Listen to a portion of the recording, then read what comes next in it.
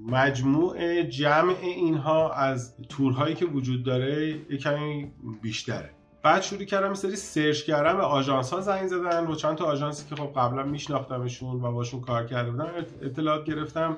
متوجه شدم که آتا یه توری رو گذاشته که فقط هم با ایرلاین خودش اجرا میشه که تو هیچ سایتی هم نیست. یعنی تو هیچ کدوم از اون سایت هایی که ما بهشون اصولا مراجعه میکنیم، مثل لستکن، مثل علی بابا که میریم، مثل الیگشت میریم سایت ها رو نگاه میکنیم که الان من رو صفحه مانیتورم نشونتون میدم، هیچ کدوم از اینها این پکیج رو نداشتن. ببینید جالبه که اینجا بهتون نشون بدم. مثلا الان روی این صفحه من چون قبلا سرچ کردم، مثلا تور استانبول، تاریخ رفت و برگشت ما قبلا مشخص کردم که من کی میخوام برم، کی میخوام برگردم، 13ام برم، 16ام برگردم. این هتل مرکور بومونتی رو انتخاب کردم که توی منطقه شیشلیه.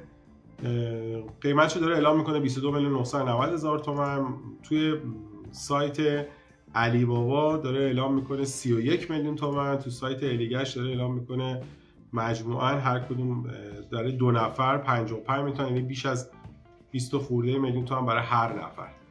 من این پکیج رو تهیه کردم به 18,700,000 تومان. از 10 روز پیشم چون می‌خواستم ویدیو رو ضبط کنم تقریبا هر روز قیمت‌ها رو چک کردم که ببینم که آیا تغییری به وجود میاد یا نزدیکتر به تاریخ پرواز بشم احتمال داره که این نرخ ارزان‌تر بشه، ولی اتفاق نیفتاد.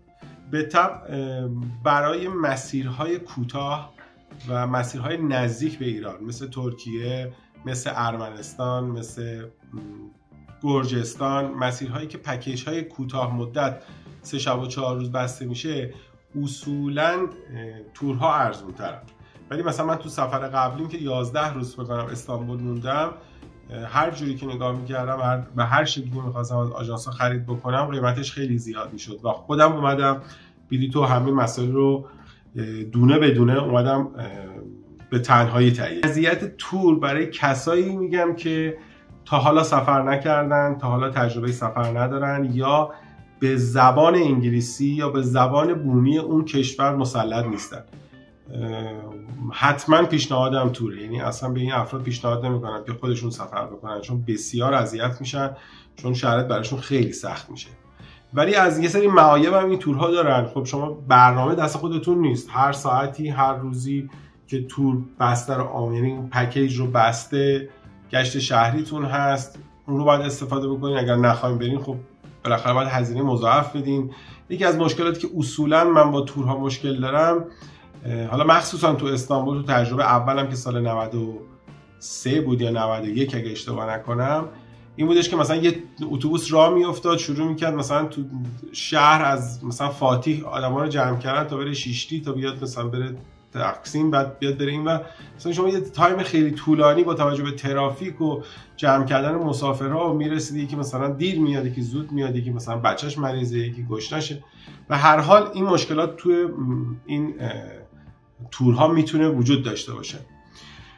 یکی از چیزهای دیگه که میخوام پیشنهاد بکنم اینه که اگر قرار شد تور بخرین، حالا فارغ از این سایتایی که هممون میدونیم سایتایی هستن که خدماتشون رو اجرا میکنن، به تعهدشون عمل میکنن، اگر نمیشناسین میتونین اعتبارش رو چک بکنین. اگر قسمت نظرسنجی یا کامنت های مسافرانشون رو میتونین بریم ببینین، میتونین تو سایت گردشگری ببینین که اصلا مجوزشون هنوز فعال هست یا نیست. به هر حال به این ترتیب میشه به آژانس ها اعتماد کرد، یا از عزیزانی که قبلا از اون آژانس ها خدمات گرفتن به تبع میشه پرسجو کرد. یکی دیگه از نکاتی که تو قیمت تورها تاثیرگذاره، چون افراد من دیدم دیگه میان سرچ میکنن، میگه آقا استانبول، یا مثلا اس ام اس میاد استانبول 10 میلیون تومان، بعد مثلا من الان خریدم 18,700,000 تومان، کلی افسردگی میگیرم که آقا خب الان چی شد که مثلا الان من این همه پول اضافه در دادم. خیلی عوامل تو قیمت تور تاثیرگذاره، از بلیت شما که ایرلاین شما رو انتخاب میکنه، ساعت ورود و خروجتون، هتلی که انتخاب میکنید که چند ستاره است، محل هتلتون، مثلا حالا توی استانبول خیلی مهم میشه، چون شما قسمت جنوب شهر باشین، شمال شهر باشین، مرکز شهر باشین، قسمت آسیایی باشین، قسمت اروپایی باشین، اینا همه رو قیمت شما بسیار میتونه تاثیر بذاره، چون خودتون بهتر میدونید که کیفیت هتل ها متاسفانه تو استانبول یه مقدار پایینه. یعنی اگر به شما گفتن هتل 5 ستاره، شما در حد 4 در نظر بگیرید، اگه میگن 4 3 همینجوری به ترتیب بیاد پایین.